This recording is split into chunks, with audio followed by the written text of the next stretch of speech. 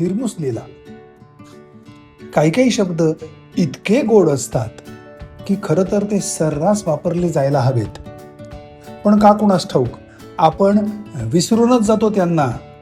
हिरमुसणे हा शब्द घ्या, कसला गोड आहे हा शब्द, पण आपण फारसा वापरत नाही म्हणून हिरमुसला असेल बिचारा.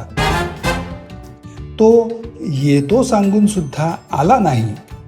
किती निराश होते, त्याच्यावर रागावते, थोडी रडते, जाम चिडते त्याच्यावर, कोपऱ्यात जाऊन बसते शून्यात नजर लावून.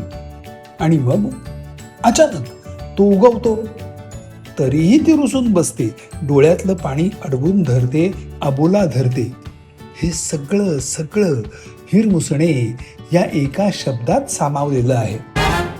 काय कमाल आहे. किंचितचा राग, त्यात भरपूर रुसवा, चवीपुरता अबोला, एवढीशी निराशा, चिमूटभर रडणं आणि चमचाभर चिडणं, याच्यात अगदी 2 थेंब निराशा घातली की झालं हिरमुसणं तयार. तेव्हा नुसतं रुसून भागत नसेल तर पुढच्या खेपेस संधी मिळेल तेव्हा बसाच हिरमुसून आणि पहा कसा चमत्कार घडतो ते.